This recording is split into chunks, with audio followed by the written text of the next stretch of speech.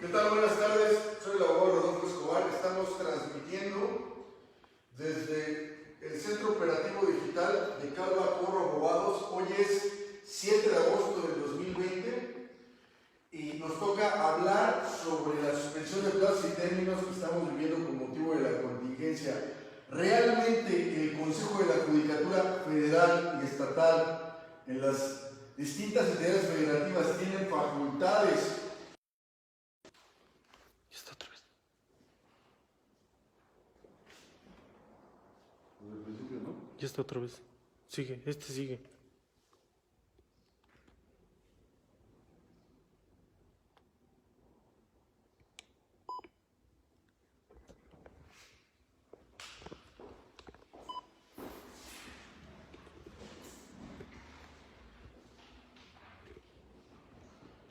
Buenas tardes, estamos transmitiendo desde el Centro Operativo Digital de Calva Corro Abogados. Hoy es 7 de agosto del 2020, soy el abogado Rodolfo Escobar, me acompaña el licenciado Israel Calva Corro, titular del despacho, Marco Antonio Hernández Escobar desde la ciudad de Tlaxcala y la ciudad de Puebla, la abogada Socorro Méndez. Hola, mucho gusto, saludos a todos los que nos están transmitiendo, a los clientes que nos estén transmitiendo, a los abogados que estén en contacto por este medio, y ese medio precisamente es un lugar de reflexión, un lugar de razonamiento jurídico en donde todos los abogados que estemos interesados en la cuestión práctica, legal y litigio puedan participar y aportar para cambiar las malas prácticas en México. Excelente. Gracias, abogado. Bueno, estábamos tocando el tema referente a la investigación complementaria, nada más para entrar en contexto, para que el público que nos está viendo entienda de dónde salió el tema. Hemos hecho unas, pues como cada viernes hemos hecho unas reuniones para hablar de las diferentes etapas del procedimiento en materia penal del Código Nacional de Procedimientos Penales. Hace un viernes nos tocó hablar de la investigación complementaria y las consecuencias del plazo de la investigación complementaria. Hacemos énfasis a que hablábamos de que hay un acto de distinción sobre los 2 y 6 meses que dicen sobre la gravedad de delitos y cuáles son los efectos, ¿no?, de solicitar el sobreseimiento, la suspensión del proceso y formular acusación. Aquí surgió un debate sobre qué va a pasar con aquellos asuntos. El Consejo de la Judicatura Federal o el Consejo de la Judicatura Estatal suspendió los plazos y términos y que actualmente no tienen acceso a la justicia, tutela judicial efectiva. En ese sentido, abogados, quisiera saber, nada más en contexto rápidamente, el artículo 73, la versión 21 de la Constitución Política de los Estados Unidos Mexicanos determina que el Consejo que el único ente facultado para legislar en materia única procedimental penal es el Legislativo Federal. ¿Qué pasa con todos los asuntos que ahorita los consejos de la Judicatura Federal y Estatal suspendieron los términos? ¿Tienen o no tienen facultades? Esa sería la primera pregunta.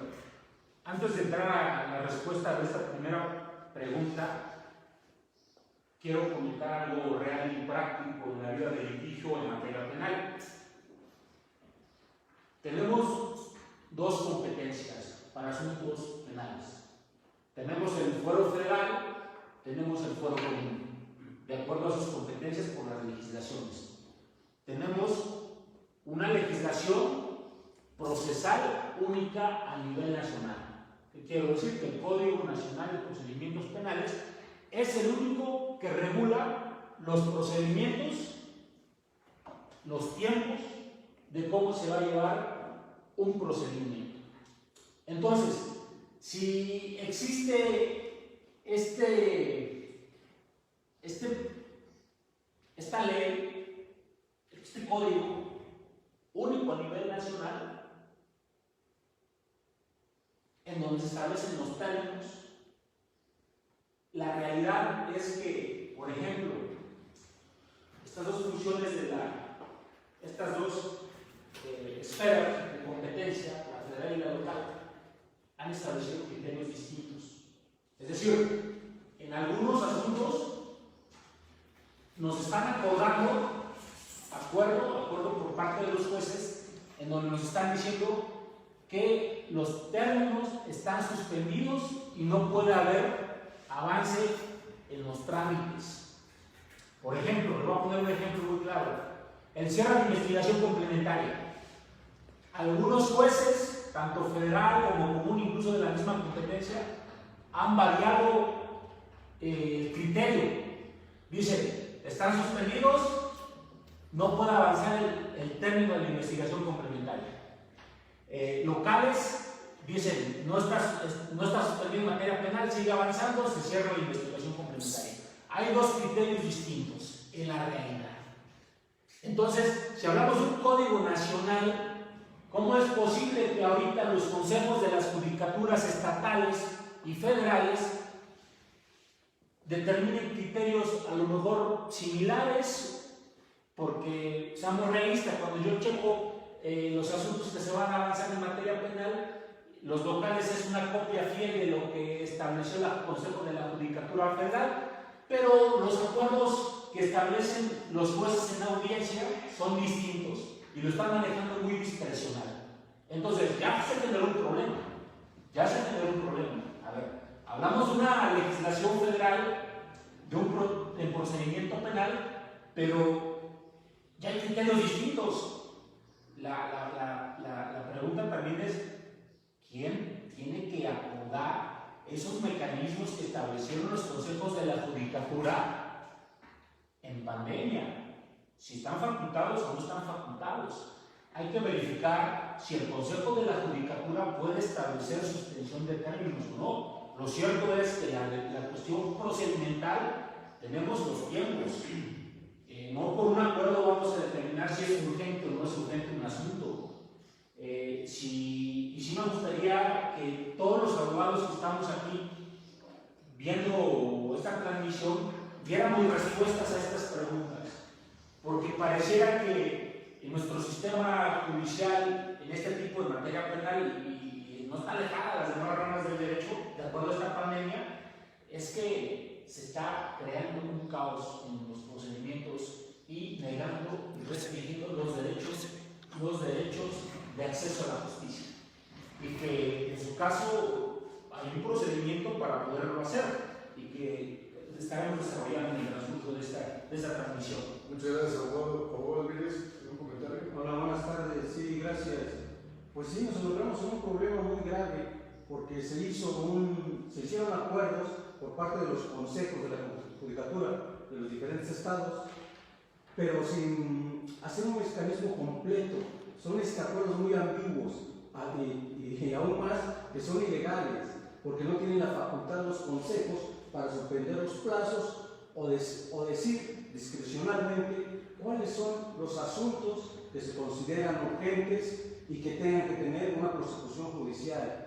Principalmente en materia penal, la gente que está detenida, que es el derecho a la libertad, que es uno de los derechos fundamentales que tenemos en la Constitución, que tiene que ser protegido mayormente que algunos otros derechos, pues bueno, están en la zozobra porque los asuntos no están avanzando, ya que en todos los asuntos, o en la mayoría de los asuntos, la investigación complementaria no se ha cerrado, aunque haya transcurrido el tiempo que se haya fijado, el plazo que se haya fijado en esa investigación complementaria, no se ha cerrado. ¿Por qué? Porque supuestamente los plazos están suspendidos, lo cual es totalmente ilegal, porque no es una facultad de los consejos de la judicatura suspender plazos. Para eso tuvo que haberse legislado en materia procesal penal del Código Nacional para que en un artículo transitorio o alguna reforma al Código Nacional se dijera en qué casos y cómo se tendría que suspender los plazos en materia penal. Que nos encontramos ante una omisión y un exceso de los consejos de la judicatura que están suspendiendo plazos discrecionalmente y sin tener esa facultad. Muchas gracias, abogado. A ver, abogada Socorro, voy a leer, si me lo permiten, una jurisprudencia de la Suprema Corte de Justicia de la Nación desde la primera sala para entender el contexto y me gustaría saber su comentario, su punto de vista. Dice, para quien la quiera encontrar, es el registro 160015, dice el rubro acceso a la justicia, la facultad de imponer plazos y términos razonables para el ejercicio de los derechos de acción y defensa ante los tribunales corresponde exclusivamente al legislador. Además, un paréntesis, es de la sala, obligatoria en términos del artículo 217 de la ley de amparo. Dice, la reserva de ley establecida en el artículo 17 de la Constitución Política de los Estados Unidos Mexicanos, por la que se previene que la impartición de justicia debe darse en los plazos y términos que fijen las leyes, responde a la exigencia razonable de ejercer la acción en lapsos determinados, de manera que, de no ser respetados, podrían entenderse caducada, prescrita o precluida la facultad de citar la actuación de los tribunales, lo cual constituye un legítimo presupuesto procesal que no lesiona el derecho a la tutela judicial efectiva. En ese sentido, la indicada prevención otorga exclusivamente al legislador la facultad para establecer plazos y términos razonables para ejercer los derechos de la acción y defensa ante los tribunales. Precisamente creo que el contexto, y bien lo dijo el licenciado Real, bien lo dijo el licenciado Marco Antonio, es que de acuerdo a una división de poderes básica, considero que pues el justiciable, el poder legislativo crea la ley, el poder judicial la ejecuta, y creo que no deben de confundirse esas esferas de competencia. Precisamente estamos en una circunstancia que por el catálogo de asuntos urgentes que discrecionalmente estableció así el Consejo de la Judicatura Federal y el Consejo de la Judicatura Estatal, bien lo decía el abogado Israel, estamos en un contexto en el que en algunos sí se cerró la investigación complementaria, en algunos no se cerró la investigación complementaria, y la consecuencia de esto es que el artículo 94 del Código Nacional de Procedimientos Penales establece que los plazos son de meses, los términos son de días hábiles, muy inhábiles, los plazos deben entender en meses. Entonces, si en un ejemplo la autoridad judicial determinó como cierre del plazo de investigación complementaria 3 meses, y a partir de la suspensión de términos y plazos que estableció discrecionalmente los consejos en sus ámbitos de competencia, no se ha cerrado la investigación complementaria, yo creo,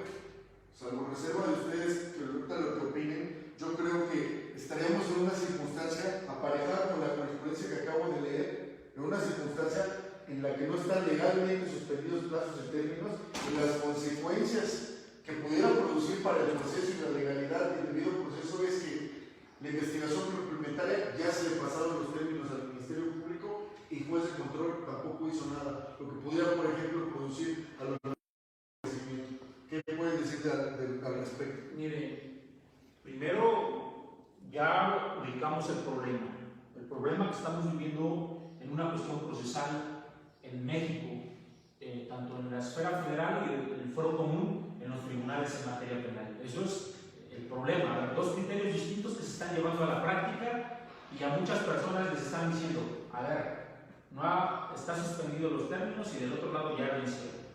Y un planteamiento muy preciso que establece usted, licenciado, al decir que en su caso quien está legitimado para poder determinar criterios, términos y plazos pues es la legislación procesal.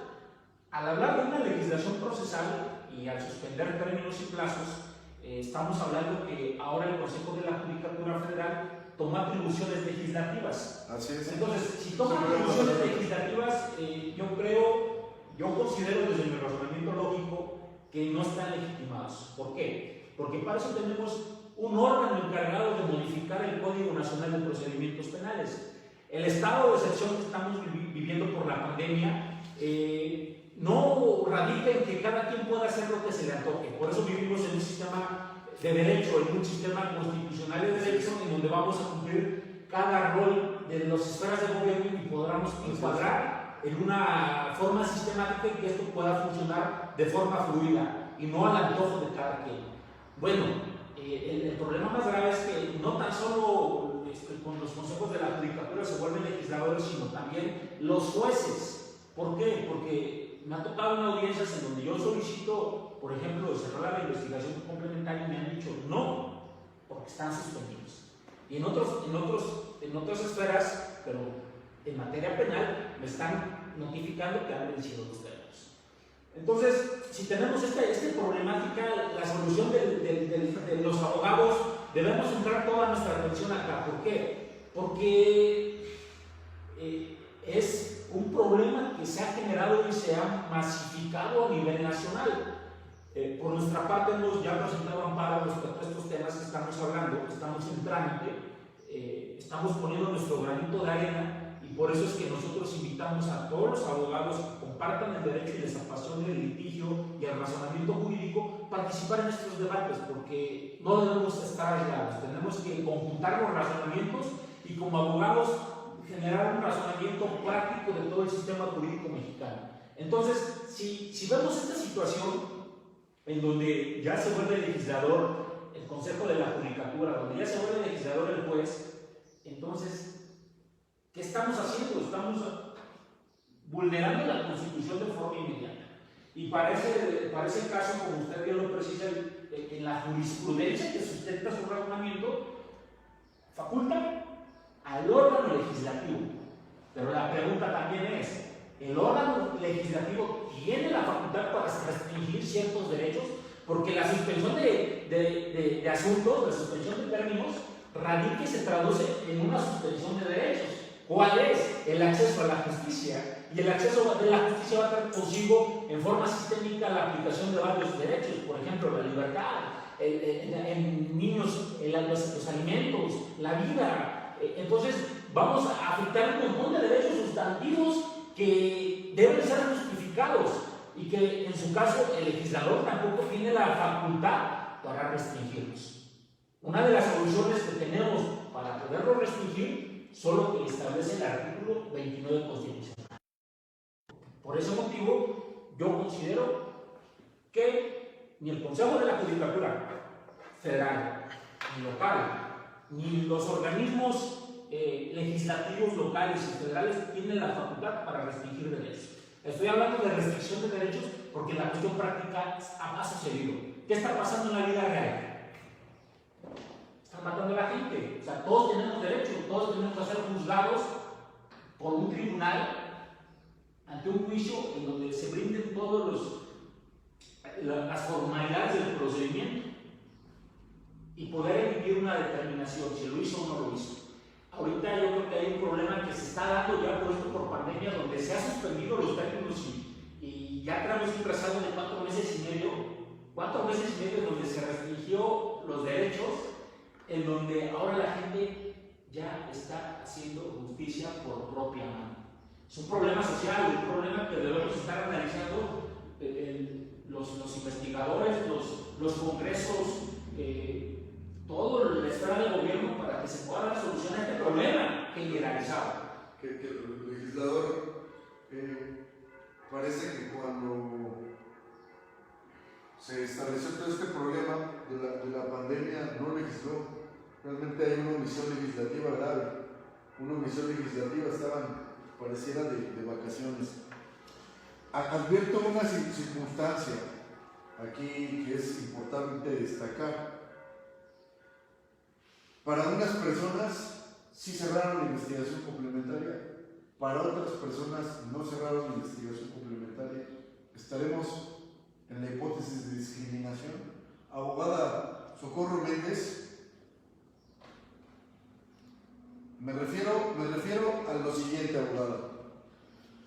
Algunas, lo decía bien el licenciado Israel Calva, como no fue legislador el que armonizó estos derechos para que el justiciable pudiera tener acceso, no fue legislador. El juez de forma discrecional en un catálogo de asuntos urgentes dijo cuáles iban a entrar. Incluso hay un apartado que dice enunciativamente son estos, pero no limitativamente. Y entonces, desde ese esquema lógico que interpretaba el abogado y con el cual coincido, si algunos les cerraron la investigación complementaria y les permitieron el acceso a las otras fases del procedimiento y a otros no, podemos hablar de discriminación motivada precisamente por, como dice la Constitución Política en el artículo primero, que tenga por objeto anular o menoscabar derechos humanos, en este caso concreto, el acceso a la justicia. Bien, buenas tardes, abogados. Desde mi punto de vista, yo creo que sí,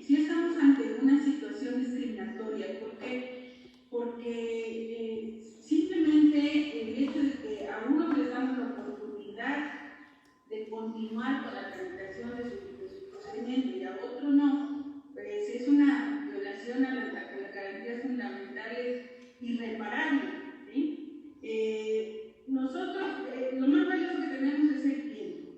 Y desafortunadamente, entiendo que es una situación que nos pone a todo el mundo, no solo al país, a todo el mundo en una situación de riesgo.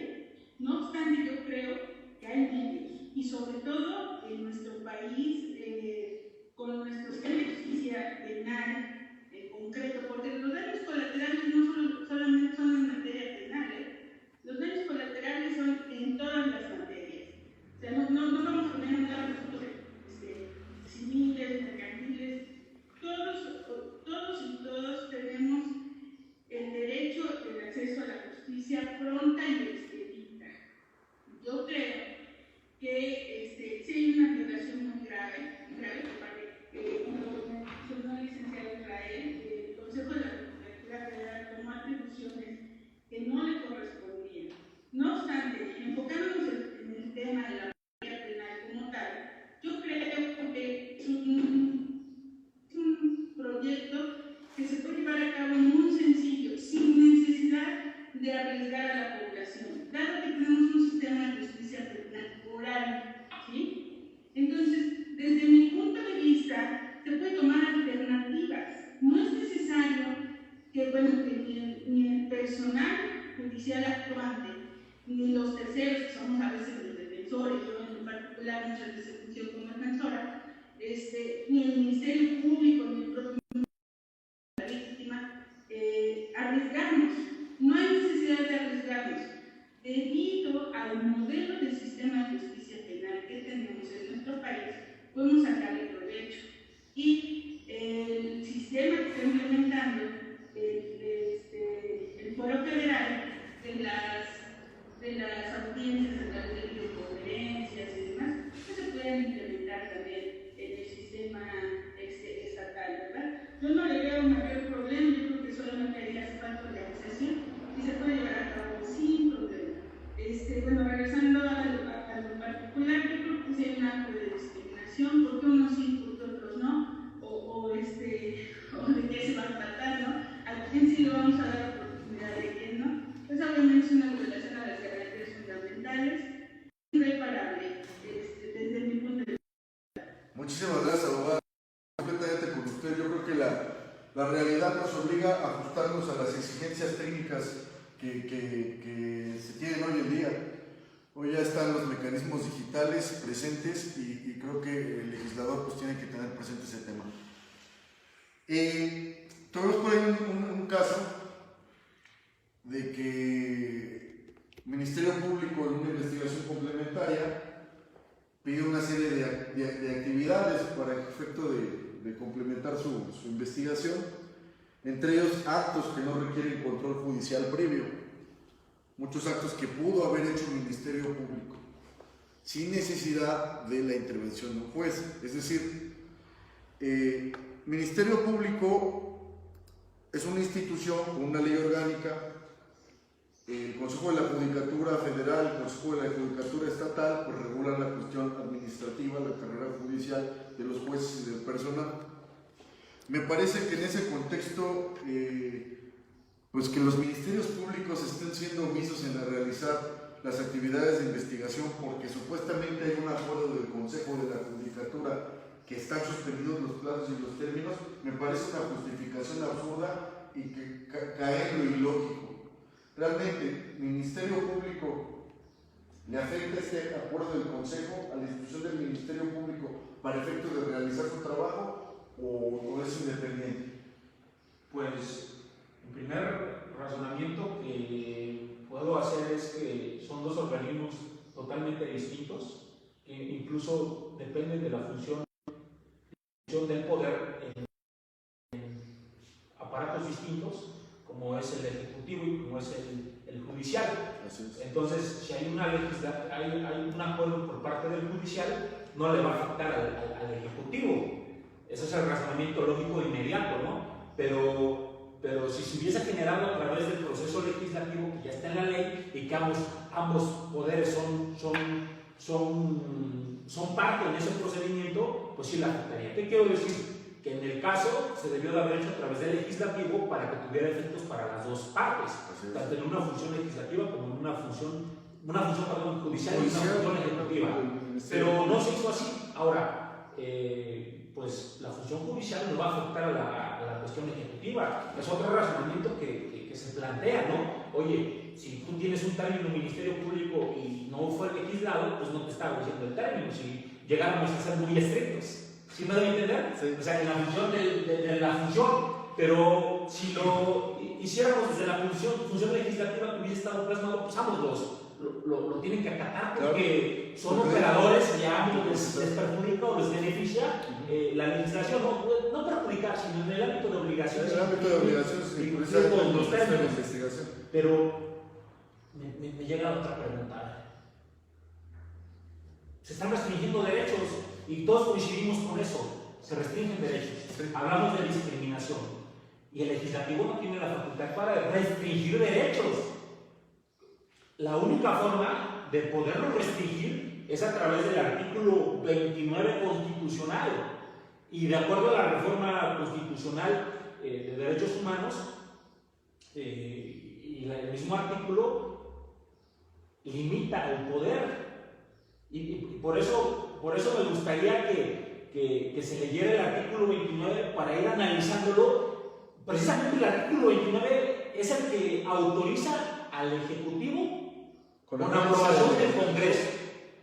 Exacto, con aprobación del Legislativo del Congreso.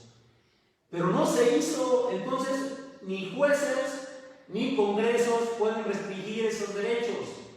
Vuelvo a repetir, estamos en un lugar, en una cuestión de excepción. Precisamente el sistema judicial tiene los mecanismos, el sistema constitucional mexicano tiene los mecanismos. Porque si empezamos a tomar cuestiones discrecionales, ya no estamos en un sistema de derecho, ya estamos hablando de figuras como la monarquía, el autoritarismo, que precisamente los funcionarios judiciales, los funcionarios ejecutivos y los funcionarios legislativos tienen atribuciones de acuerdo a la Constitución. Si no la cumplen, están vulnerando y hay medios de defensa, de control constitucional, en donde un particular es afectado o hay invasiones de esferas de competencia. Entonces, bajo esa idea, el legislativo no está facultado y el único facultado es el Ejecutivo con aprobación del Congreso de la Unión. Por eso me gustaría que entráramos al estudio de ese artículo. Ok. Abogado Alvarez, vamos a leerlo y le cedo el uso de la voz. Okay. Socorro, si quieres también usar el uso de la voz. Posterior a que lea el artículo 29, me gustaría saber sus impresiones. Por favor, ¿lo puedes generar, Fernando, el artículo? Hay un colaborador que está en controles, por favor, ¿nos puedes apoyar con la publicación desde la pantalla? El artículo, por favor.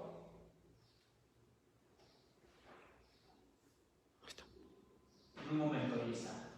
Ok, dice, en los casos de invasión, Despacito. perturbación grave de la paz pública o de cualquier otro que ponga a la sociedad en grave peligro o conflicto, solamente el presidente de los Estados Unidos, con la aprobación del Congreso de la Unión o de la Comisión Permanente cuando aquel no estuviera reunido, podrá restringir o suspender en todo el país o en lugar determinado el ejercicio de los derechos y las garantías que fuesen obstáculo para hacer frente rápida y fácilmente a la situación.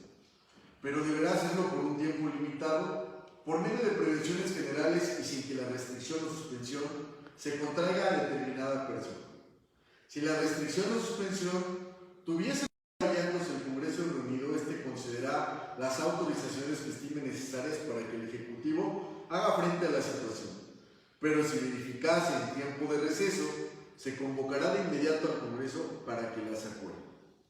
En los decretos que se expidan no podrá restringirse ni suspenderse el ejercicio de los derechos a la no discriminación, al reconocimiento de la personalidad jurídica, a la vida, a la integridad personal, a la protección a la familia, al nombre, a la nacionalidad, los derechos de la niñez, los derechos políticos, las libertades de pensamiento, conciencia y de profesar creencia religiosa alguna, el principio de legalidad y retroactividad, la prohibición de la pena de muerte, la prohibición de la esclavitud y la servidumbre, la prohibición de la desaparición forzada y la tortura, ni las garantías judiciales indispensables para la protección de tales derechos. La restricción o suspensión del ejercicio de los derechos y garantías debe estar fundada y motivada en los términos establecidos por esta Constitución y ser proporcional al peligro que se hace frente, observándose en todo momento los principios de legalidad, racionalidad, proclamación, publicidad y no discriminación.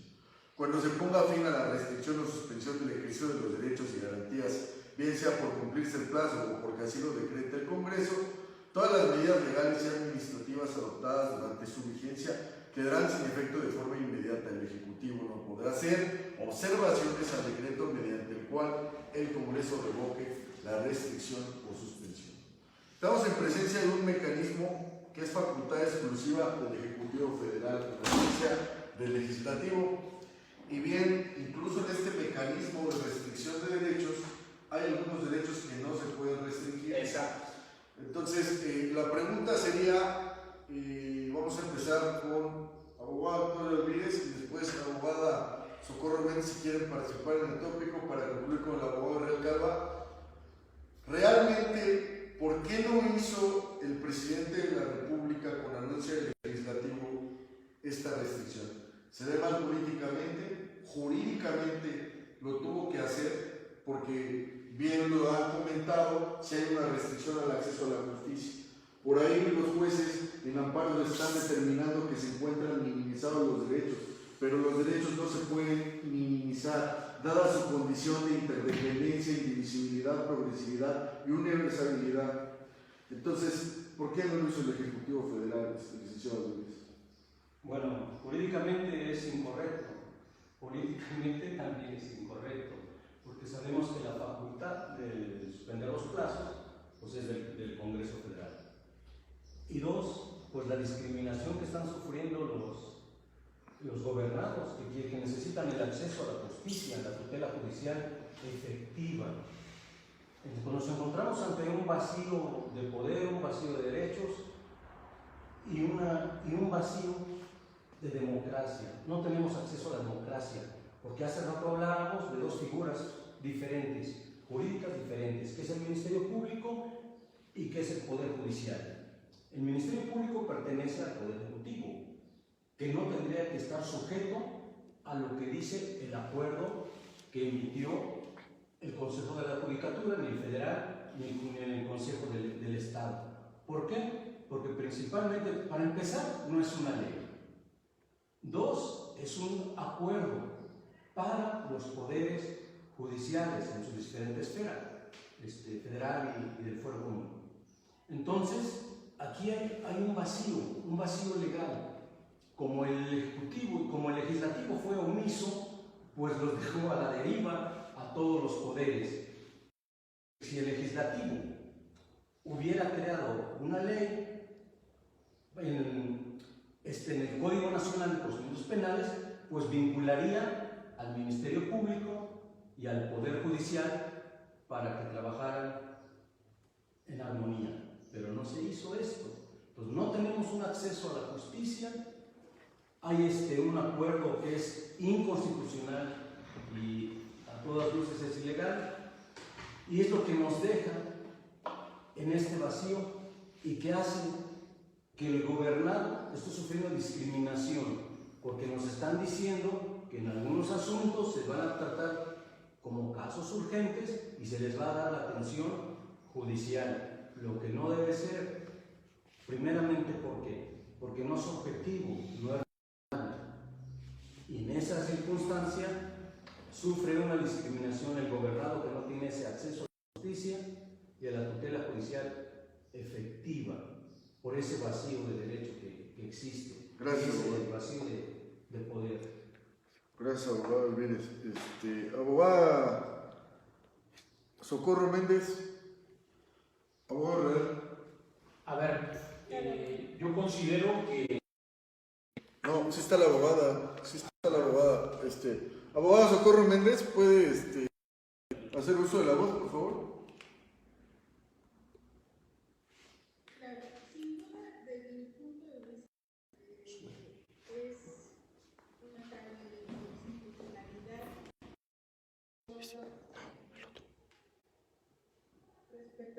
suspensión de plazos. No obstante, yo aproveché un poquito la situación cuando fue terminado. Luego que me tomó un poquito de tiempo para llevar o darle un poquito de tiempo a las manifestaciones del Ejecutivo Federal, ¿sí? El poco tiempo que me di de oportunidad de seguirlo, nunca vi que se pronunciara al respecto. Yo creo que el Ejecutivo no se pronunció porque no consideró necesario. No obstante, que yo creo que pensaba que el Legislativo está facultado. Sí. Abogado Ricardo, tenemos un problema con la conexión. Inmediatamente Claro. se restaure. Seguimos con la Creo que el abogada. Legislativo tenía la forma de solicitar esta situación. No obstante, pues obviamente se ha cometido una violación a las garantías individuales pues muy descarada, ¿verdad? Perdón por la palabra, pero es la verdad. Y bueno, repito, desde mi punto de vista, todos los acuerdos sentidos que suspendieron los términos se sienten que son inconstitucionales y obviamente van en perjuicio de los ciudadanos, ¿verdad? No solamente en materia penal, abogado, en todas las materias hay daños colaterales debido a esta situación. Es mi punto de vista. Y me despido de ustedes, me han dicho que no puedo continuar, pero tengo otro compromiso y les agradezco la oportunidad que nos están dando. Muchas gracias, abogada Socorro Méndez. Le agradecemos su participación. De igual forma, reiteramos que venga a otras pláticas futuras a poner su granito de arena, su punto de vista. Muchas gracias, abogado Israel. Yo considero que como lo refiere los daños a la administración de justicia y en su caso el derecho a los gobernados a darles acceso a la justicia, es una afectación total en diferentes ramas del derecho.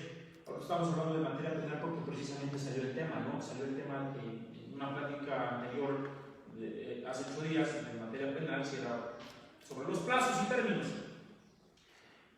Por eso estamos hablando de ese tema ahorita, pero es una afectación sin duda a todos los administradores de justicia. Bueno, afectan los administradores de justicia a todos los oficiales, a los gobernados. Entonces, la pregunta era de si el Ejecutivo lo hizo o no lo hizo, por qué no lo hizo. Desconozco su alcance, por qué no lo hizo, porque desconozco a su asesor jurídico, pero lo cierto es que no lo hizo. La realidad es que no lo hizo. Desconozco el alcance político, jurídico, porque a la fecha, en un análisis jurídico, yo puedo decir lo siguiente: si el Ejecutivo no lo hizo, no hizo valer las facultades del 29 constitucional, es porque está dando pleno uso a todos los derechos. Es una premisa mayor porque no lo hizo. O sea, si el Ejecutivo no lo hizo, por defecto, porque está facultado para restringir los derechos, entonces quiere decir que el Ejecutivo está diciendo, a ver, que se les administre justicia de acuerdo al 29 y todos los derechos que establecen ahí. El único facultado es el 29 en el 29 constitucional, el Ejecutivo con aprobación del Congreso. ¿Estamos de acuerdo? Así es. No lo hace. Entonces, yo entiendo que el Ejecutivo está diciendo, se respeten tus derechos. Ahora, los consejos de la judicatura lo hacen. No hay facultades. Es un organismo que regula es un organismo que regula la carrera judicial. Claro, exactamente, administrativas. Entonces, se empieza ya a legislar, empieza a generar ya criterios, leyes, términos y plazos, suspender, sí, no procede. Si el Ejecutivo no lo hizo, ni siquiera es el Legislativo, si el Ejecutivo no lo hizo, se entiende que se está garantizando el acceso a la justicia. Yo digo, lo hablo jurídicamente por los efectos de la cuestión jurídica, no porque desconozco al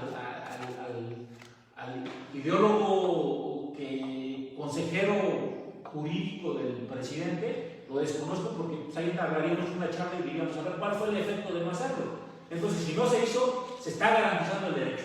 Así es. Y que no tiene facultades el legislativo. Entonces, incluso aunque el legislativo lo hubiese hecho, no tendría facultades, porque el único facultado es el ejecutivo con aprobación del Congreso. Y aparte el ejecutivo, aunque lo hubiese hecho el ejecutivo, que no lo hizo, o sea, porque el ejecutivo está reconociendo esos derechos. Entonces, si no lo hizo con aprobación del Congreso, se están garantizando. Y si lo hubiese hecho, ¿qué hubiese pasado? Hubiese restringido esos derechos, pero hay restricciones, y son cerca de 14 hipótesis. Son 14 hipótesis, donde se habla del derecho a la familia, a la niñez.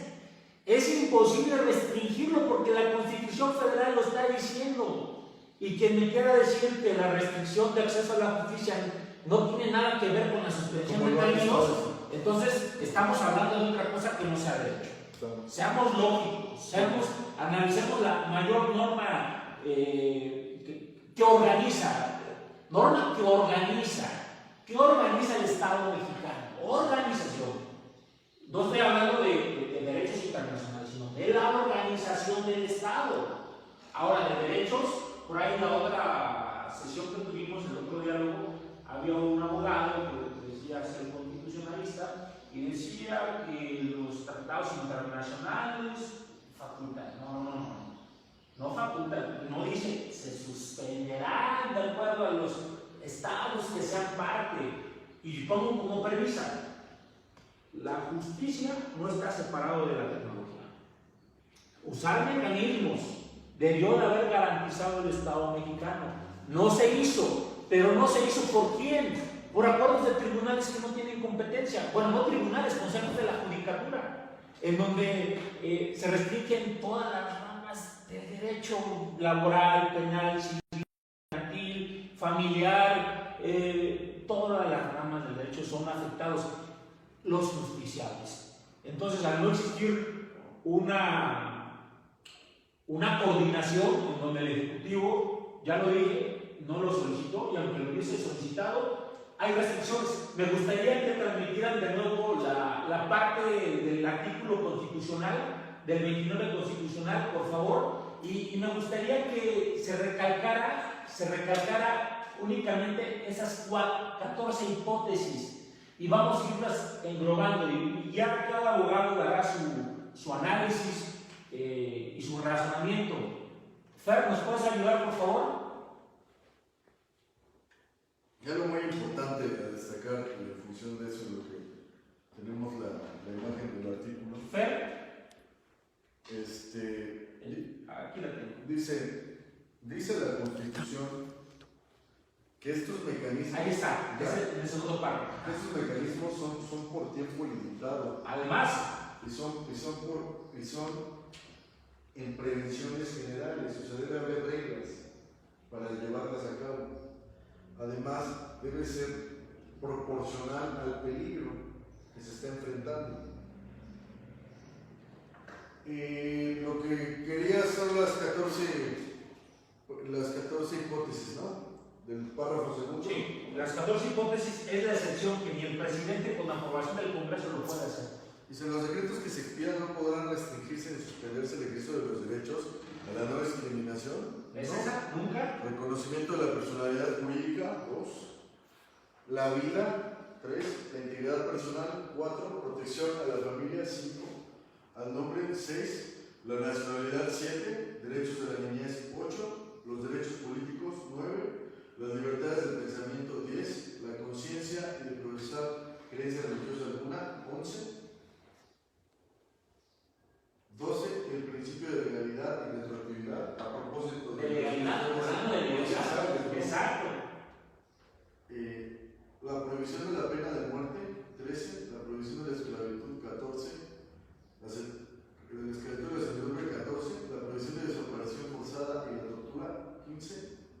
Ni las garantías judiciales indispensables para la protección de tales derechos, 16. Hablamos de 16. Me quedé corto. 16. Y que si todas las englobamos en las diferentes ramas del derecho, aunque estuviéramos en un estado de excepción como ahora la teoría constitucional del artículo 29, estos derechos no podrían ser suspendidos. No podrían, no habría, no estaría legitimado el órgano para poderlo hacer. ¿Qué quiero decir? Que estos derechos fundamentales deben de ser garantizados en cualquier momento, en caso de excepción, y ahí está la Constitución. Eso es lo que yo puedo decir de este tema. Por ahí hay unos amparos que están circulando dentro de los grupos de abogados, dentro de las sentencias que están publicando. Incluso lo tocaba el abogado que vino en la plática pasada, sobre que hacen un análisis de que estos derechos humanos están minimizados y que hay un bien superior, un derecho humano superior, en este caso la vida y la salud. Lo cierto es que mi postura es que la construcción política en el artículo primero tiene una explicación muy lógica de qué son los derechos humanos y de sus principios. Ya lo he dicho anteriormente, interdependientes, lo cual puede concluirse en que están conexos y uno sin el otro no pueden garantizarse, ¿no? Indivisibles, no se pueden dividir, progresivos, debe ser una interpretación progresiva que se le da a los derechos humanos, no así retroactiva como lo quieren hacer con la suspensión de plazos y términos. Y precisamente el abogado también tocaba de que los tratados internacionales, etc. La persona pro homine es el que más te beneficia, ni siquiera hay que entender que porque es un tratado internacional es de mayor jerarquía que la Constitución o la misma Constitución, porque incluso la ley municipal pudiera beneficiarte más, es la que se tiene que aplicar en torno a esta figura de la reforma de derechos humanos.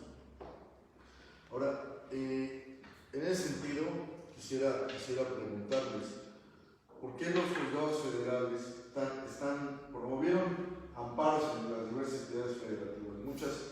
Muchos alegando el acceso a la justicia, la tutela judicial efectiva, el derecho a la jurisdicción. Insisto, muchos decían que los derechos están minimizados, que sí están garantizados, pero que están minimizados. Lo cierto es que yo no creo que un catálogo de asuntos urgentes, donde el juez discrecionalmente ha definido cuáles son los asuntos urgentes, sin que el legislativo lo determine, porque fue así, es la realidad. Incluso el catálogo de asuntos dice, se mencionan de forma enunciativa, más no limitativa, lo cual apertura una discreción enorme para el juez, porque el juez decide qué asuntos va a resolver. Ni siquiera en los sistemas de justicia antaños era así, ¿no? Hoy estamos en la vida práctica, en la vida real, en un retroceso, en una retroactividad de la garantía de los humanos. Precisamente, abogados, lo digo porque platicaba primero con él, luego con usted, abogado Alvírez, hablamos, por ejemplo, de los medios de control constitucional para hacer valer estos derechos. Han estado sacando esas sentencias que están minimizados y que por eso no se puede llegar a cabo el acceso a la justicia. Pero hay otro tópico que aquí destaco y es muy importante hacer la aclaración. El abogado dijo muchas veces, usted también, la invasión de esferas de competencia. No que el derecho a la justicia ya sobre cuestiones o conceptos abstractos. No, la invasión de competencias. Sabemos que los medios de control constitucional son la acción de inconstitucionalidad, la controversia constitucional y el juicio de amparo. Procede el amparo para hacer valer estos derechos, esta restricción o suspensión de derechos, sí o no. Porque por ahí nos decían, no, es que el artículo 61 de la ley de amparo, la fracción tercera, dice que el amparo es improcedente con tractos del Consejo de la Judicatura Federal. ¿Procede o no procede el amparo? ¿Por qué están negando los amparos? Sí, estamos viviendo en un sistema de derecho en el cual se garantiza las democracias modernas y que por ahí vi al presidente, al ministro de la Suprema Corte de Justicia de la Nación decir que ya se iban a aperturar otra vez las actividades y todo esto.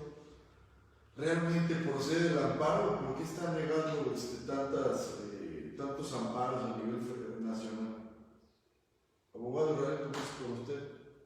Yo creo que para poder ya dar una propuesta de solución, si procede o no el amparo, que quiero precisar que esta actividad de suspensión de términos por parte de los consejos de la Judicatura, como usted lo dice, son graves porque están vulnerando el sistema constitucional mexicano. ¿Qué les estoy diciendo con eso? Que ya no estamos respetando la Constitución de 1917, que es la vigente. El Consejo de la Judicatura local y federal tomó atribuciones que no le corresponden, que incluso al legislativo le corresponde. Como ya hicimos el análisis del 29, lo único que le pudo haber correspondido fue al Ejecutivo, pero no lo hizo así. Y que incluso el Ejecutivo tiene restringido la restricción de haber hecho suspensión de ciertos derechos, que no lo hizo. Pero la realidad es otra. ¿Por qué? Porque en pandemia, la vida práctica, les puedo decir que incluso fue a presentar amparos, personas detenidas, acceso a la justicia, a la libertad. Hablábamos de una hipótesis al proceso. Dice, no podrá suspender el proceso. Entonces, si no puede suspender el proceso, es actividad judicial. Tiene que haber actividad judicial. Entonces, en un estado de excepción, y es lo que está pasando, están haciendo justicia con propia mano.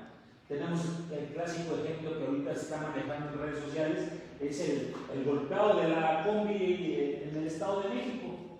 Entonces, pues ya cada quien está haciendo justicia por propia mano. Así es. Y que el problema no es de ahorita, se viene dando desde antes. O sea, el problema de pandemia fue el que generó todo esto, ya se venía dando antes. ¿Qué quiero decir? Que no tenía facultades. Incluso se le puede hacer un llamado al Ejecutivo a través de sus órganos, instarlo a interponer los medios de control constitucional a través del órgano que él tiene para poderlo hacer. Instruya al fiscal para ver la eliminación de esferas competenciales y dar solución a toda esta problemática que el Poder Judicial no ha podido resolver y que ya nos generaron más problemas. Lo digo como abogado litigante, lo digo como abogado que está afectando los derechos de nuestros representados. Es decir, es bien fácil estar libre. O sea, yo como abogado es bien fácil estar libre mientras los clientes adentro que no se les está garantizando. Yo no estoy hablando de inocencia o no inocencia, estoy hablando de tiempos y no estoy prejuzgando ni tampoco estoy diciendo que no estuvo bien o estuvo bien lo que se le hizo al de la combi, al golpeado de la combi que está en redes sociales. Lo que estoy diciendo es que el Estado tiene que garantizar, y si nos da risa o no nos da risa o opinamos que está bien, lo cierto es que al Estado le debe dar pena porque no está garantizando la justicia en estos tiempos. O sea, yo como Estado estaría muy apenado con mis gobernados en donde ya se están haciendo justicia por propia mano y las redes sociales están manejando aquí que, pues ya golpearon o ya mataron a uno. O sea, nosotros no somos nadie para privar de la vida, hay procedimientos y hay consecuencias. Si alguien lo hace, va a haber consecuencias. Y todos debemos asumir esa responsabilidad. Entonces es muy grave, yo creo que es muy grave y el planteamiento no nada más afecta al Poder Judicial, sino al Ejecutivo, en donde les diga y se coordine con las otras funciones. A ver, legislativo, ¿qué has hecho? A ver, judicial, ¿qué has hecho? Vamos a combatir este rezago de justicia, este problema que ya se generó. ¿Sabe algo grave, abogado? Rescato. Regresan los juzgados en el momento más crítico de la contingencia sanitaria. 1, 2, regresan sin un sistema digital. Pareciera que se fueron de vacaciones nada más y no tuvieron la conciencia de crear una ley emergente y mecanismos para como dice la abogada Socorro, para ya hacer los juicios orales en línea. 3, la mayor parte del personal judicial que labora en México son personas de avanzadas de edad.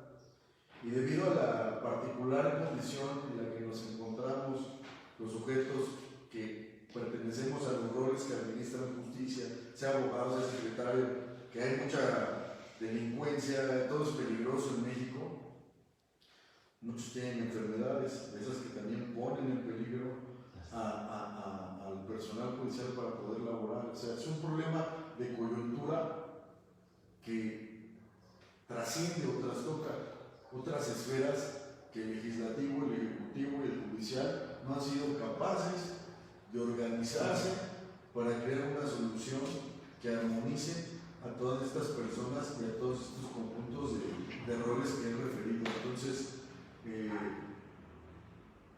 José, el comentario. No, un buen comentario. Me gusta el comentario, muy acertado, porque digamos que de la cuestión real, cuando vamos o acudimos a juzgados para interponer amparos, por ejemplo, por posible detención, y nos decían, no, pues no es urgente, oye, es libertad. Es libertad. ¿Me lo tienes que recibir? No, pues hágale como quiera. Así nos decían los secretarios. Que lo recibía eran los secretarios, ¿eh? El encargado del turno en ese momento eran los secretarios. Exacto, los oficiales. Ya también, y luego el oficial, ¿no?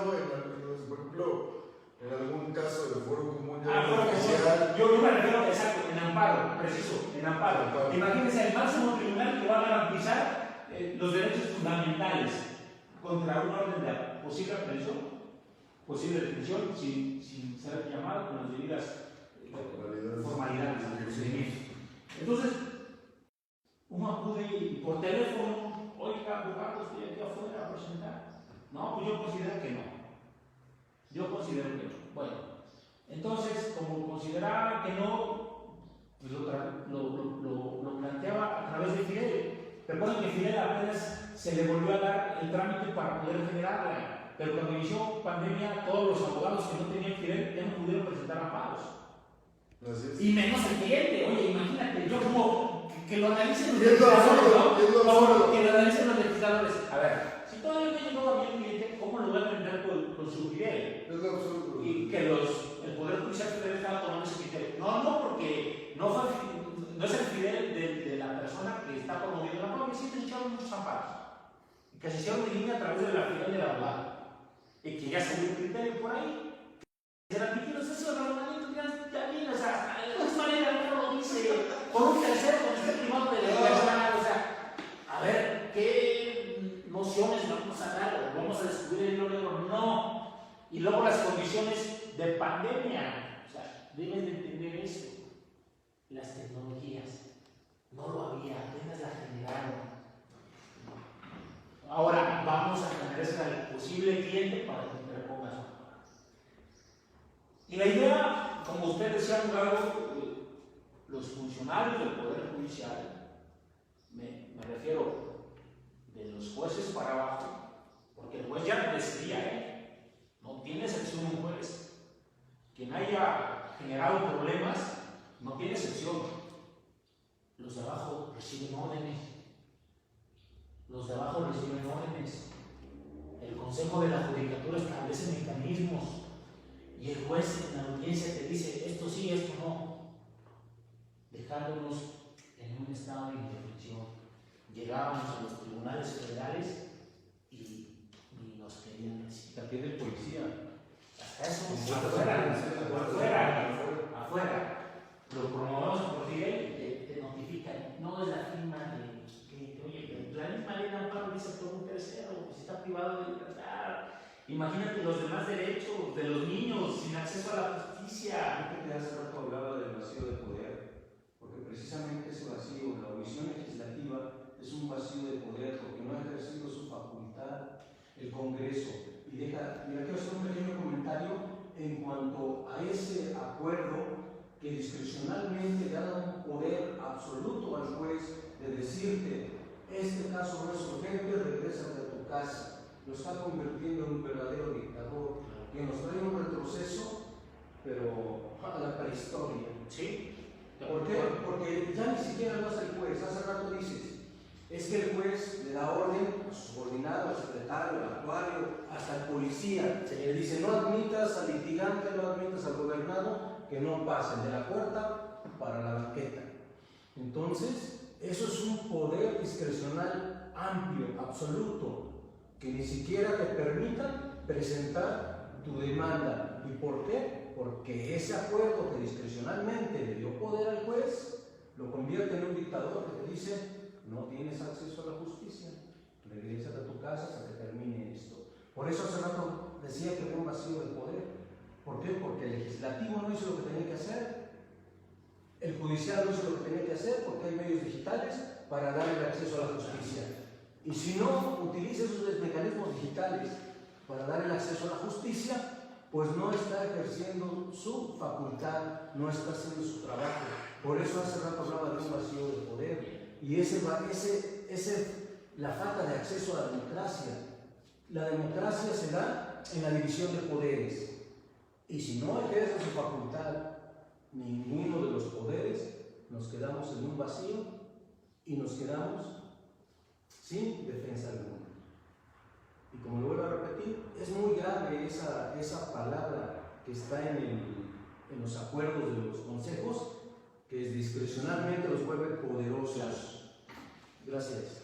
Muchas gracias, abogado Marco Antonio. Es muy grave, la verdad es que es muy grave lo que estamos viviendo. Lo que pasa es que yo creo que al mexicano ya se le hizo costumbre vivir así.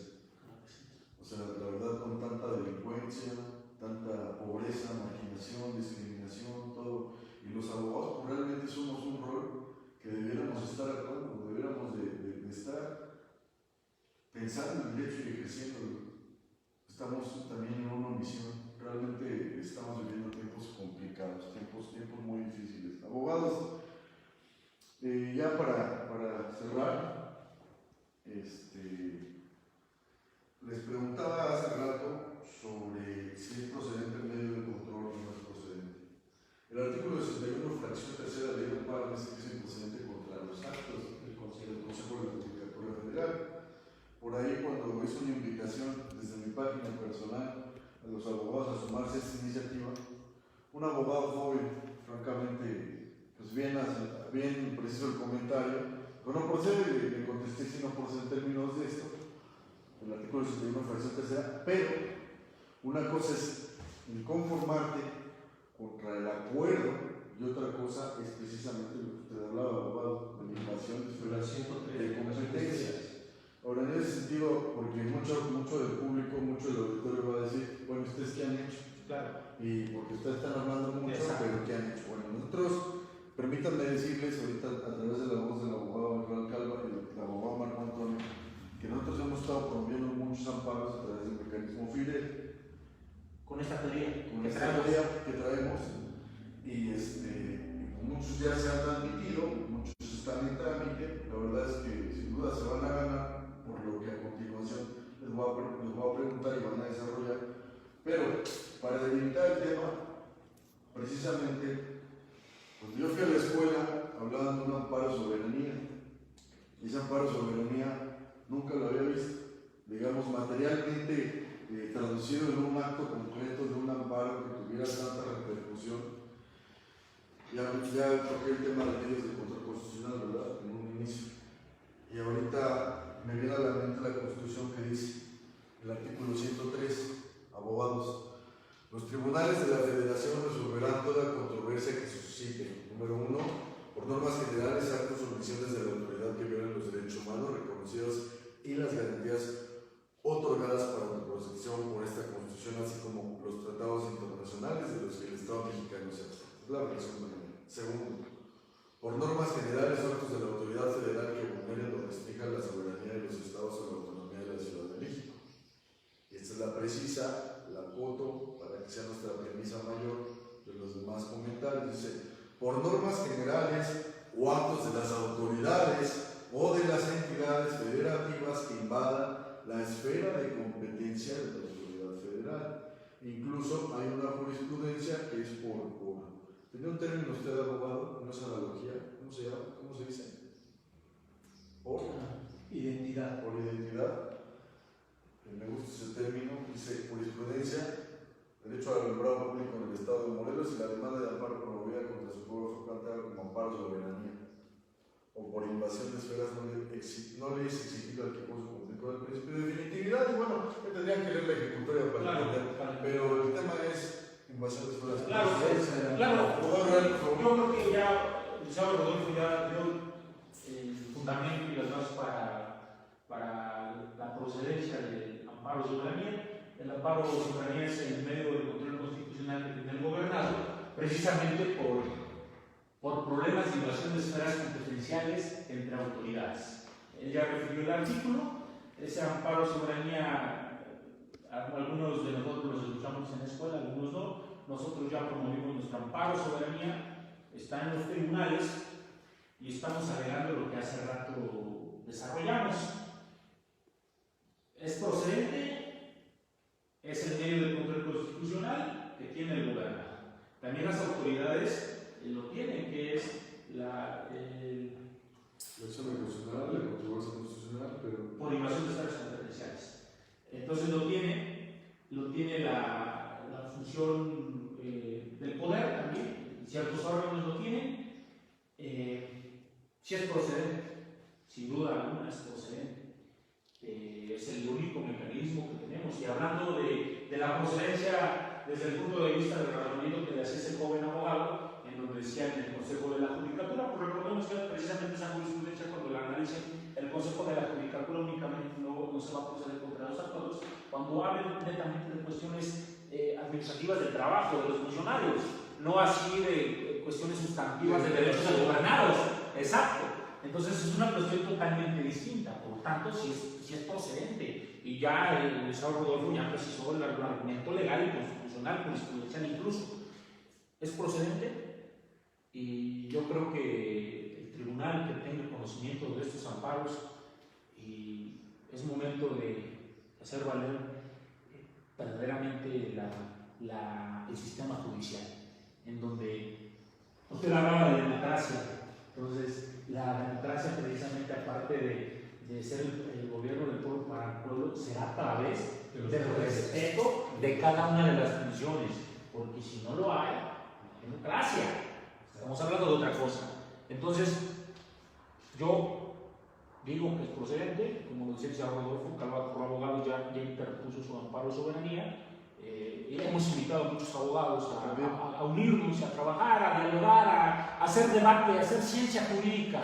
Es lo que queremos hacer, ciencia jurídica, y lo estamos dando a conocer a través de estas charlas. Incluso los clientes nos están checando, nos están mirando por ahí por redes sociales. A lo mejor ahorita fuimos un poquito muy técnicos, pero sí nos gustaría que esto fuera a nivel nacional y que los abogados que les guste el debate y que no tengan miedo a manifestar sus argumentos, lo hagamos. Por ahí lo decía el licenciado Rodolfo, siempre lo ha dicho, hay que ser humildes en el conocimiento, porque hay muchas personas que he visto comentarios y arrasan con todos, se sienten expertos, hay teóricos de universidad, pero yo pregunto a esos teóricos, ¿qué han hecho? ¿Qué han hecho? ¿Dónde están los organismos científicos del derecho a nivel nacional? ¿Dónde están los mejores litigantes? Necesitamos hacer razonamiento. El gobierno debe ser entendido también nosotros como una fuente de enlace sistémica, como parte de esa parte de gobernados y en el sistema que estamos, hacer nuestra parte. Bien decía el señor Rodolfo, si no hacemos nada, pues esto pasará a la historia como algo normal, en donde se vulneraron derechos. por ahí, abogado, ahorita que está tocando eso, enseguida el uso de la voz del licenciado Marco Antonio, está circulando un video en las redes sociales de unos abogados en una entidad federativa, ahorita lo recuerdo y lo aporto al público para que lo vean. Los abogados se manifiestan afuera del tribunal. Fue en Durango. En Durango. Detención en Durango. Los detienen a los abogados por estarse manifestando. No lo juzgo. Francamente, pues los abogados creo que estamos litigando, estamos desesperados de alguna manera porque también se restringe el derecho humano al trabajo, desde luego, como una consecuencia simultánea o aleatoria a esta situación de la contingencia. Pero usted lo decía, abogado, nosotros hemos estado invitando, abogado Olvides, también sabes, a los abogados a que formen parte de que ya tenemos el amparo, soberanía, que coadyuven, que ejerzamos la ley, porque no solamente es hablar, lo decía usted también, abogado, y lo digo con mucho respeto, sin a lo mejor tocar fibras sensibles de aquellos que son doctores, son maestros. Yo no tengo ni doctorado ni maestría, pero pues hacemos la ley, la hacemos ejecutar, la hacemos cumplir. De nada yo creo que sirve pues ponerse los títulos a lo mejor rimbombantes si no se está haciendo nada. Y bueno, a propósito de lo que estoy diciendo de los abogados rurales, pues es una lástima. La verdad es una desgracia que el poder se esté utilizando no solamente siendo omisos en crear los mecanismos, sino en perjuicio ahora de los abogados. A través de la fuerza. A través de la fuerza, a través de los policías, ¿no? Porque pues aparentemente no estaban haciendo nada ilegal, estaban haciendo uso de su prerrogativa constitucional de libertad de expresión. Incluso el 29 dice que no se puede limitar, que es una de las restricciones en caso de que procediera el 29. Así es, también. No se puede restringir. No, podría que se los lleva, no sé con qué cargo exactamente, pero aquí la distinción propia, ¿no? Los abogados necesitamos utilizar medios mediáticos, políticos, para hacer efectiva la ley. Jurídicos. O cuestiones brillantemente jurídicas. Sí, porque si no vamos a sufrir el Estado represor. Yo creo que a la par porque hay que hacer el conocimiento de lo que está ocurriendo. Si no se da el conocimiento también, pues nadie entiende y comprende el alcance, y a lo mejor muchos abogados que puedan ver este video, pues a lo mejor les da la inquietud de analizar lo que estamos diciendo. A lo mejor es una locura, ¿no? Pero vamos a ver si es una locura o no es una locura. Por eso les invito a que se metan al estudio y al análisis de este tema. O sea, esa es la idea, que aportemos. No se trata de a lo mejor juzgar, no, se trata de aportar. Fíjense, abogado verdadero, como que lo toca. Yo, por ejemplo, he visto, lo digo así no abiertamente con sus nombres, a la doctora Alice Padilla, por ahí, Eric Raba, muchos que luego se pueden hacer videos. Usted, abogado verdadero, que lo admiro y lo respeto mucho, ya no solamente desde que nos toca hablar de este tema, sino por toda la función social que hace desde el despacho. Esa es la realidad. Van a decir, no, pues que están en el mismo despacho, está echando flores. Pero no, realmente no. O sea, realmente nos ha tocado pelear temas muy sociales. Ahí están las páginas. Ya no voy a repetir los temas porque ahí están las páginas y ahí están los resultados. Pero algo que tiene mucho el abogado a hacer es a criticar, a juzgar, y muchas veces por eso el procedimiento o la mecánica que utilizamos es ver la ley, la premisa mayor, ¿sí? Y generar este tipo de razonamientos, de conclusiones a la par de la ley. Pero no hay espacios, pareciera una apatía muy grande de que si alguien se levanta y se pone a hacerlo, por ahí lo están juzgando, muchas críticas en las redes sociales, en los comentarios. Yo no sé de verdad la intención, no sé por qué lo hacen, de ponerme divierte. ¿Cómo qué sentido tiene? ¿No? Creo que si eres abogado, tus comentarios prácticos y útiles y propios serían en torno a la ley, y no ocurre. Ya para cerrar, abogado, me quedó claro, si procede el amparo. Abogado, ¿quieres aportar algo de esto? Algo muy corto, muy sencillo, ¿no? Pues 103 nos dice cuál es el mecanismo jurídico del gobernado para poder hacer valer sus derechos constitucionales. Entonces nos dice que el mecanismo es el juicio de amparo. Eso lo tenemos como amparo soberanía, y que también se plasma en la doctrina, que es donde le dan el nombre de amparo soberanía. Entonces es muy claro, ¿no? Está en la doctrina, está en la Constitución, y nos dice que el único medio de defensa es el amparo. Y en este caso, como lo decías, ¿no? Que contra los acuerdos del Consejo no procede el amparo. Pero en realidad no vamos contra el acuerdo del Consejo, vamos contra esa invasión, ¿no? La invasión de competencia, que es lo que vamos contra el acuerdo del Consejo, como acto reclamado, pues nos van a decir que no, porque está en la Constitución, que es improcedente.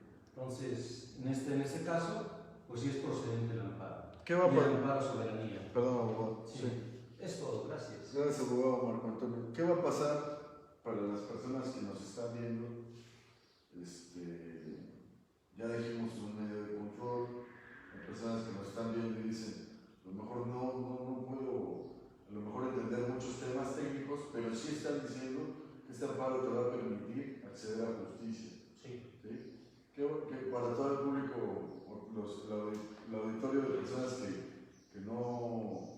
tienen problemas, están pasando por un familiar detenido o una persona que no le brinda el acceso a la justicia, ¿cuáles serían los efectos del amparo soberanía? ¿Qué efectos produciría? ¿Para qué efectos se concedería en caso de que existiera dicha concesión? Pues es un mecanismo que tiene todo gobernado y este mecanismo da acceso a que se le brinde justicia en los términos que ya planteamos. ¿Cuál fue el planteamiento y la conclusión? Que los términos nunca se debieron de haber suspendido. Si hay afectaciones por parte de esta suspensión, tanto en la sentencia como beneficios que pudieran hacerlo, estos derechos tendrán que garantizarse a través de este amparo de soberanía. Y que yo creo que el Poder Judicial Federal, cuando resuelve este amparo, tiene que hacer un análisis muy completo, muy completo, porque es un análisis histórico por la fuente del origen de este amparo a través del Poder Constituyente originario, por algo lo creó el legislador, ¿no? En la Constitución y en la modificación del mismo amparo, de los mismos artículos constitucionales y las cuestiones del Congreso cuando crea la ley de amparo, ¿no? Que pues es la ley reglamentaria, la ley de amparo del artículo 113. Entonces, tendría que hacer un análisis histórico, un análisis de fondo, un análisis muy de fondo, en donde se establezcan cuestiones constitucionales de competencia y que por la trascendencia de la Corte tendría que resolverlo. Tendría que resolverlo la Corte. Excelente, abogado, muchas gracias. Por la trascendencia de esta situación, por el momento histórico, por la pandemia, a lo que nos ha llevado esta pandemia, este vacío de poder, bueno, los efectos del amparo, muy general, siempre es que tiene que restituir al quejoso en el goce de sus garantías violadas o sus derechos violados. Entonces, yo sí considero que este amparo lo tiene que resolver la Corte por el análisis y lo que se está vertiendo en ese juicio constitucional, que son la restricción de garantías. Aunque tiene un argumento que nos dicen que están minimizados simplemente los derechos humanos, pero eso también constitucionalmente no se puede, porque son progresivos. ¿Y ser progresivos qué significa? Que sean más protectores de los derechos del gobernado, no que los hagan chiquitos para que protejan tantito. Claro. No, tiene que ser una protección amplia y completa. Entonces eso de derechos humanos minimizados, chiquitos, eso no, jurídicamente no tiene que ser posible. Lo hace posible La práctica, ¿no? los juzgadores que han dicho eso en sus resoluciones, pero yo creo que jurídicamente no es posible. Y por lo tanto, yo creo que tiene que ser el órgano supremo el que tiene que resolver este amparo por la trascendencia. Muchas gracias, abogados. Juan Manuel Riveros, un saludo desde Querétaro. Saludos, abogado Juan Manuel Riveros. Saludos desde Tlaxcala. Felicidades, abogados de Carlos Córdoba, es como cuarto junior. Es un cliente de Veracruz. Saludos de Jalapa. Saludos hasta Jalapa.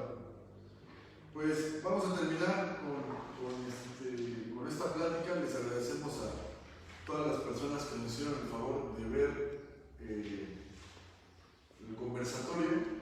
Los animamos a seguir participando. Recuerden que estos espacios están abiertos a todo el público Y dirán, pero no vivo en la ciudad de Puebla o de Tlaxcala. Bueno, lo pueden hacer a través de vía digital. Ya lo vieron, hay abogados que se están conectando en otras entidades federativas. Les animamos a participar. La próxima vez que nos sentemos, con la oportunidad de Dios, tocaremos el tema de la audiencia intermedia. ¿Les parece bien? Correcto. Audiencia intermedia para darle seguimiento precisamente a este conjunto de pláticas que hemos tenido en torno a las fases del procedimiento penal. Les agradecemos desde